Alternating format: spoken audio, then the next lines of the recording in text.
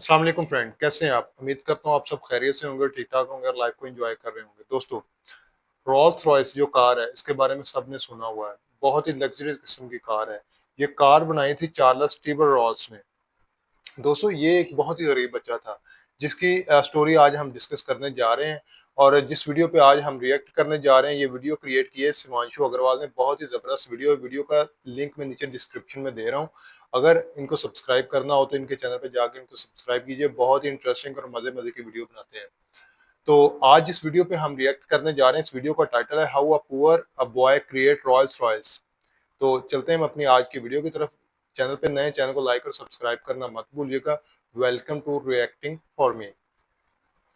Roles Royce दुनिया की सबसे लग्जूरियस कार्स बनाती है और दुनिया के सबसे अमीर लोग एक रोल्स रॉयस ओन करने के सपने देखते हैं। लेकिन इसमें कोई शक सरप्राइजिंगली नहीं है। इसी लग्जूरियस रोल्स रॉयस की शुरुआत एक बहुत ही ऐसे लड़के कमाल ने की और थी जिसका ड्रीम पूरा कार है। बचपन गरीबी में चाइल्ड लेबर करते हुए निकला। कहानी की शुरुआत होती है 1863 में। इंग्लैंड के एक छोटे से गांव में जन्म होता है हेनरी रॉयस का। जब रॉयस केवल 4 साल के थे तभी उनके फादर का बिजनेस बर्बाद हो गया और पूरी फैमिली सड़क पे आ गई। लेकिन ये तो केवल प्रॉब्लम्स की शुरुआत थी। इसके बाद महज 9 साल की उम्र में रॉयस ने अपने फादर को हमेशा के लिए खो दिया, जिस कारण उनकी मदर को मेड का काम करना पड़ा और रॉयस न्यूज़पेपर डिलीवरी करने लगे। अब तक रॉयस का फ्यूचर डार्कनेस से भरा हुआ था, लेकिन 14 साल की उम्र में उनकी लाइफ में एक टर्निंग पॉइंट आया। उनकी एक आंट ने हेनरी में पोटेंशियल देखा। वो ग्रेट नॉर्दर्न रेलवे कंपनी में गई और वहां 20 पाउंड पर एनम देके रॉयस को एज एन अप्रेंटिस ज्वाइन करवा दिया। अगले 3 सालों में रॉयस ने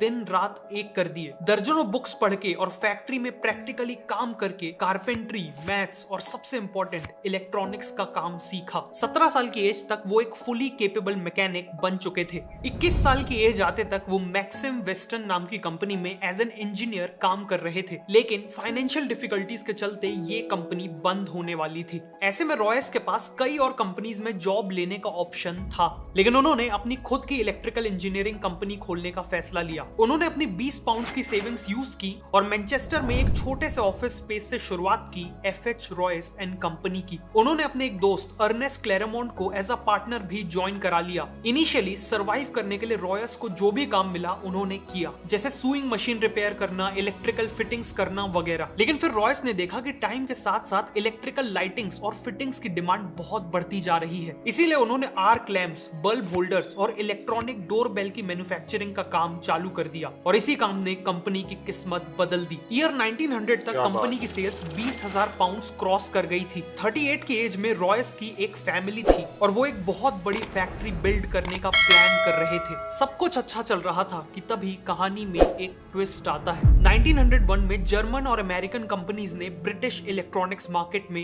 एंट्री ले ली। कंपटीशन एकदम से बढ़ गया और इलेक्ट्रॉनिक्स इक्विपमेंट के प्राइसेस काफी गिर गए। पूरी कोशिश के बाद भी रॉयस का बिजनेस क्रैश करने लगा और इतनी मेहनत से बनाए हुए बिजनेस को फेल होते देख रॉयस की फिजिकल और मेंटल हेल्थ तेजी से खराब होने लगी। जब रॉयस ने डॉक्टर को कंसल्ट किया तो उन्हें एक सिंपल एडवाइस मिली। ठीक होने के लिए रॉयस को फ्रेश एयर में रहने की जरूरत थी। साथ में उन्हें एक कार खरीदने की सलाह दी गई ताकि वो अपनी बॉडी को बिना स्ट्रेन दिए ट्रैवल कर सके। रॉयस ने एक वेकेशन लेके खुद को ठीक किया और फिर डेकोविल नाम की एक फ्रेंच मेड कार भी खरीद ली। ये कार काफी आवाज करती थी, ब्रेक्स इनइफेक्टिव थे और ओवर हीटिंग जैसी प्रॉब्लम्स भी थी। हेनरी जैसे परफेक्शनिस्ट के लिए ये कार बिलो स्टैंडर्ड थी, इसीलिए उन्होंने डिसाइड किया कि वो इस कार में माइनर मॉडिफिकेशंस करेंगे। लेकिन जाने अनजाने उन्होंने कार को पूरी तरह ही रीडिजाइन कर डाला। ये रीडिजाइन कार ओरिजिनल डेकोविल कार से काफी सुपीरियर थी और यहीं से रॉयस को कॉन्फिडेंस आया कि वो अपनी खुद की कार्स बिल्ड कर सकते हैं और इवन कार्स का बिजनेस भी कर सकते हैं। उन्होंने एक छोटी सी टीम असेंबल की और अपनी नई कार को डिजाइन करना चालू कर दिया। सभी पार्ट्स की ड्राइंग्स बन जाने पर उन्हें वर्कशॉप में कास्टिंग के लिए भेज दिया गया। इवेंचुअली रॉयस की 10 हॉर्स पावर और 2 सिलेंडर्स वाली एक कार शेप लेने लगी और ऑलमोस्ट हर एस्पेक्ट जैसे क्वाइटनेस, लाइटनेस, ड्यूरेबिलिटी और रिलायबिलिटी में ये कार हर मौजूदा कार से बेटर थी। 1 अप्रैल 1904 को इसे सबसे पहले रोड टेस्ट किया गया और अपने पहले ही टेस्ट में इसने करीब 50 किलोमीटर का डिस्टेंस तय किया बिना किसी प्रॉब्लम के। रॉयस ने 2 और कार्स बनवाई सेम मॉडल की और इन्हें टेस्ट कर करके इंप्रूव करने लगे। अब उन्होंने वर्ल्ड क्लास कार्स तो बना ली थी, लेकिन वो अकेले ही इन कार्स को पूरी दुनिया तक पहुंचाने के केपेबल नहीं थे और ऐसे में एंट्री होती है कहानी के दूसरे हीरो की, चार्ल्स रोल्स।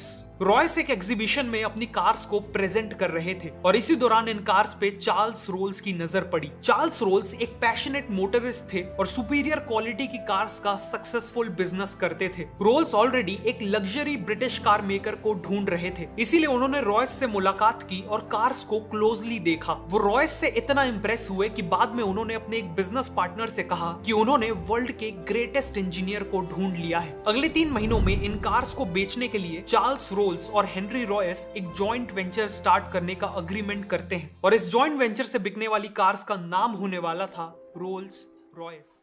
1906 क्या में रोल्स बात है। रॉयस लिमिटेड को ऑफिशियली यानी एस्टैब्लिश कि किया गया और सबसे दोनों पहले 4 कार्स रोल्स में रॉयस दोनों 10, owners का 15, नाम है। 20 और 30 हॉर्स पावर वाली मॉडल्स को सप्लाई करने का डिसीजन लिया जाता है। रोल्स का मानना था कि किसी भी कार की मार्केटिंग करने का सबसे अच्छा तरीका है उस कार के साथ रेसिंग टूर्नामेंट्स में पार्टिसिपेट करना। इसीलिए रोल्स ने आइल ऑफ मैन टूरिस्ट ट्रॉफी जैसे प्रेस्टिजियस टूर्नामेंट्स में पार्टिसिपेट किया और रोल्स रॉयस की कार्स यूज करके उन रेसेस को जीता भी। साथ ही साथ उन्होंने इन कार्स से कई नए स्पीड रिकॉर्ड्स भी बनाए। इन सब से रोल्स रॉयस ऑलरेडी एक ग्रेट कार कंपनी की तरह एस्टैब्लिश हो चुकी थी, लेकिन अभी उनकी सबसे सक्सेसफुल कार का आना बाकी था। ईयर 1906 के एंड में रॉयस ने 40 और 50 हॉर्स पावर और 6 सिलेंडर्स के साथ एक मॉडल लॉन्च किया। इसकी बॉडी का कलर सिल्वर था और यह चलाने में बेहद स्मूथ और साइलेंट थी, बिल्कुल एक गोस्ट की तरह, और इसीलिए इसका नाम सिल्वर गोस्ट रखा गया। कार को मार्केट करने के लिए रोल्स ने 24,000 किलोमीटर का एक इंड्योरेंस टेस्ट प्लान किया, जिसमें सिल्वर गोस्ट को संडेज को छोड़कर 2.5 महीनों तक दिन और रात के लिए लगातार चलाया गया और 24,000 किलोमीटर का डिस्टेंस कवर किया गया। सिल्वर गोस्ट ने बिना किसी इशू के ये टेस्ट पास भी कर लिया। इसके अलावा रोल्स ने कई डेमोन्स्ट्रेशंस ऑर्गेनाइज किए जिसमें उन्होंने सिल्वर गोस्ट को विस्पर टेस्ट से गुजारा। इस टेस्ट में वो कार के बोनट के ऊपर एक कॉइन को बैलेंस करते हुए उसे बिना गिराए चलाते थे, जिससे प्रूव होता था कि ये कार एक्सट्रीमली स्मूथ है। इन्हीं स्ट्रेटजी से सिल्वर गोस्ट चारों तरफ best car in the world की तरह पॉपुलर हो गई और ये उस समय के किंग्स, क्वींस और इंडस्ट्री लीडर्स की फर्स्ट चॉइस बन गई। रोल्स और रॉयस की पार्टनरशिप का डिसीजन एक मास्टर स्ट्रोक साबित हुआ था। उन्हें हर तरफ से सक्सेस मिल रही थी कि तभी एक भयानक हादसा हो गया। कार्स के साथ साथ चार्ल्स रोल्स एविएशन के लिए भी काफी पैशनेट थे। 12 जुलाई 1910 को वो राइट फ्लायर नाम का प्लेन उड़ा रहे थे। फ्लाइट के दौरान एयरक्राफ्ट का टेल सेक्शन टूट गया और प्लेन 100 फीट की ऊंचाई से क्रैश कर गया। इस हादसे में 32 साल के चार्ल्स रोल्स ने अपनी जान गंवा दी। अनफॉर्चुनेटली एयरप्लेन एक्सीडेंट्स में जान गंवाने वाले वो ब्रिटेन के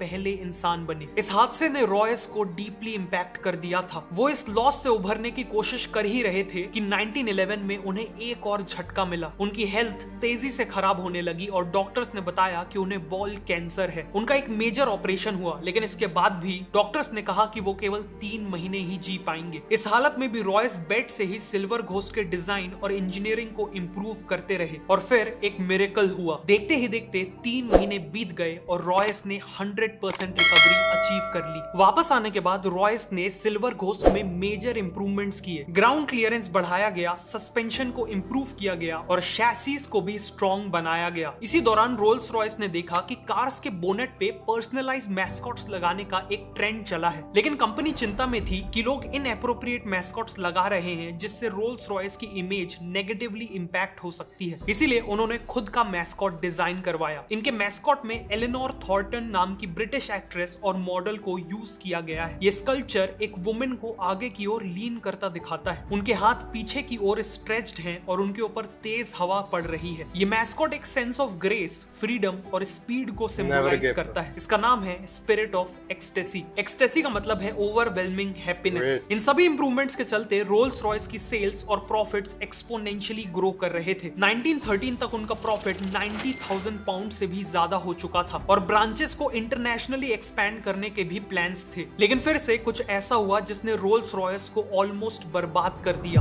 वर्ल्ड वॉर 1। 1914 में वर्ल्ड वॉर 1 की शुरुआत हुई, लेकिन रोल्स रॉयस इसके लिए तैयार नहीं थी। वॉर के कारण इकोनॉमी क्रैश हो गई, जिसका इंपैक्ट सबसे ज्यादा रोल्स रॉयस जैसी लग्जरी कार कंपनीज पे पड़ा। सेल्स क्रैश कर गई और कंपनी कंपनी को एम्प्लॉयज को फायर करना पड़ा। सभी को लग रहा था कि रोल्स रॉयस वॉर को सरवाइव नहीं कर पाएगी, लेकिन रॉयस के दिमाग में कुछ और ही प्लान्स थे। मैस्कॉट में रॉयस भी ने पूरी मिलिट्री एक हिस्ट्री अथॉरिटीज थी, से मीटिंग उन्होंने की, किस तरह जिसके बाद डिजाइन उन्हें किया, रियलाइज हुआ स्पिरिट ऑफ कि वॉर में एडवर्सिटी। रिलायबल और हाई परफॉर्मेंस वाली गाड़ियों की सख्त जरूरत है। इसीलिए रोल्स रॉयस ने सिल्वर घोस्ट को मॉडिफाई करके एक आर्मर्ड कार में बदल दिया। कार की बॉडी में 8 मिलीमीटर मोटा आर्मर लगाया गया, एक रिवॉल्विंग टरेट भी लगाया गया जिसमें एक मशीन गन फिट की गई। इस कार को मिडिल ईस्ट के हार्श डेजर्ट रीजन्स में ऑपरेशंस कंडक्ट करने के लिए यूज किया गया, प्लस इनका यूज स्पाइंग मिशंस के लिए भी हुआ। ऑल्सो क्योंकि सिल्वर घोस्ट चलाने में काफी स्मूथ थी, वो किसी वुंडेड सोल्जर को कैरी करने के लिए भी बेस्ट व्हीकल थी। इसीलिए कई सिल्वर घोस्ट को वॉर एम्बुलेंसेस की तरह मॉडिफाई कर दिया गया। इनमें स्ट्रेचर्स, मेडिकल इक्विपमेंट्स और नर्सेस के लिए सफिशिएंट स्पेस बनाई गई और नाइट टाइम मिशंस के लिए इलेक्ट्रिक लाइटिंग्स फिट की गई। इन एम्बुलेंसेस ने हजारों जिंदगियां बचाई। फाइनली अपनी लग्जरी फीचर्स के कारण वॉर के दौरान रोल्स रॉयस कार्स को high ranking officers, diplomatic missions और किंग मैसेंजर्स के द्वारा भी यूज किया गया। मिलिट्री के साथ क्लोजली काम करते वक्त रोल्स रॉयस को रियलाइज हुआ कि ब्रिटिश एयरफोर्स अपने एयरप्लेन इंजन्स के लिए फ्रेंच कंपनीज पे हेविली डिपेंडेंट थी और गवर्नमेंट डेस्परेटली चाहती थी कि कोई ब्रिटिश कंपनी ही उन्हें इंजन सप्लाई करे। इसी अपॉर्चुनिटी को देखते हुए रोल्स रॉयस ने एरो इंजन मैन्युफैक्चरिंग में एंट्री ले ली। रॉयस ने खुद एरो इंजन डिजाइन सीखा और 1915 में लॉन्च किया अपना पहला इंजन, द ईगल।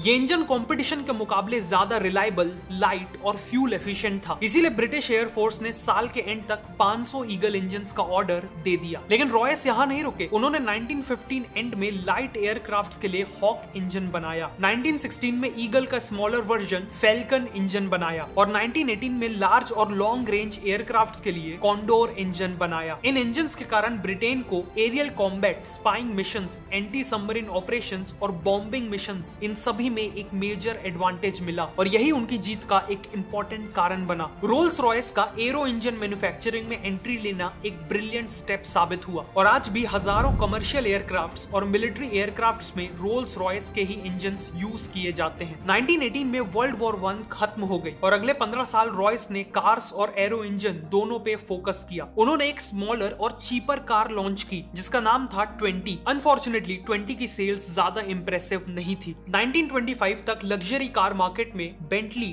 डेल्मर और कैडिलैक जैसी ब्रांड्स के कारण कंपटीशन बहुत बढ़ गया था और रोल्स रॉयस को अपनी पोजीशन मेंटेन करने के लिए एक बोल्ड कार की जरूरत थी। इसीलिए उन्होंने सिल्वर घोस्ट को रिप्लेस करते हुए बेटर परफॉर्मेंस और 4 व्हील ब्रेक्स के साथ लॉन्च की द न्यू फैंटम। फैंटम काफी सक्सेसफुल हुई और इसने वापस से रोल्स रॉयस को लग्जरी कार मार्केट का किंग बना दिया। आगे चल के फैंटम 2 भी लॉन्च की गई जो इक्वली वेल रिसीव्ड थी। 1931 में रोल्स रॉयस ने बेंटली को अक्वायर कर लिया जो बैंकरप्ट होने वाली थी और इसके बाद रॉयस ने डिजाइन की एक और आइकॉनिक कार, बेंटली 3.5 लीटर्स, जो रोल्स रॉयस और बेंटली इन दो ग्रेट ब्रांड्स का एक सक्सेसफुल ब्लेंड था। लेकिन अनफॉर्चुनेटली रॉयस कभी भी इस कार को अपनी आंखों से नहीं देख पाए। 22 अप्रैल 1933 को 70 साल के सर हेनरी रॉयस ने अपनी आखिरी सांसें ली। कार के प्रोडक्शन से कुछ ही महीने पहले सर हेनरी रॉयस की डेथ से लेकर आज तक रोल्स रॉयस ने कई अप्स एंड डाउन्स देखे। एक तरफ फैंटम 3, सिल्वर शैडो और घोस्ट जैसी आइकॉनिक कार्स लॉन्च की, तो वहीं दूसरी तरफ 1960s में फाइनेंशियल डिफिकल्टीज का सामना करना पड़ा जिस कारण उनके एविएशन और ऑटोमोबाइल बिजनेस को अलग अलग कर दिया गया और करंटली रोल्स रॉयस मोटर्स को BMW ओन करती है। लेकिन आज भी रोल्स रॉयस अपनी आइकॉनिक कार्स के कारण अल्टीमेट लग्जरी का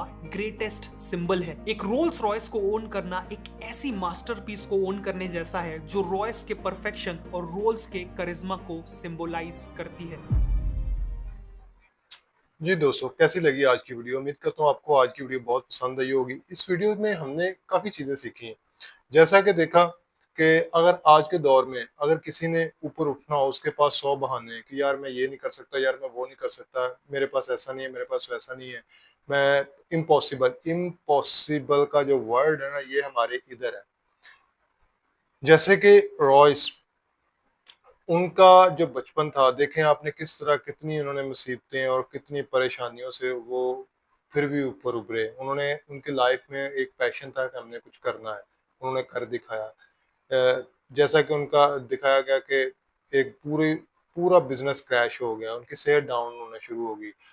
हमने वीडियो में ये भी देखा कि उनको कैंसर के बारे में बताया गया कि भाई आप 3 महीने से ज़्यादा नहीं रह सकते, लेकिन उन्होंने अपनी बीमारी को बहाना नहीं बनाया, अपनी बीमारी को आगे लेके नहीं चले। उन्होंने क्या किया, उन्होंने फिर भी बेड पे लेटे हुए भी अपना काम जारी रखा और इसी काम की बदौलत वो देखें उसमें मगन है और वो सेहतयाब हुए। खैर, सर्वाइव किया उन्होंने। दूसरा, जैसे कि वर्ल्ड वॉर 1 हुई, तो उसमें भी उनके काफ़ी क्रैशेज़ हो गए, लेकिन फिर भी वो हिम्मत ना हारे। उन्होंने आगे, आगे, आगे बढ़ते रहे और इसी का नतीजा है कि आज जो रॉल्स-रॉयस इस इतनी बुलंदियों पर पहुँच गई है और इतनी एक लग्ज़री और एक ड्रीम कार के तौर पे जानी जाती है, वो हमें सबको पता है। तो उम्मीद करता हूँ आपको आज की वीडियो पसंद आई होगी। वीडियो अच्छी लगे तो लाइक और सब्सक्राइब करना मत भूलिएगा। मिलते हैं अपनी एक नेक्स्ट इसी तरह की एक पैशनेट और सक्सेसफुल वीडियो के साथ। तब तक के लिए गुड बाय।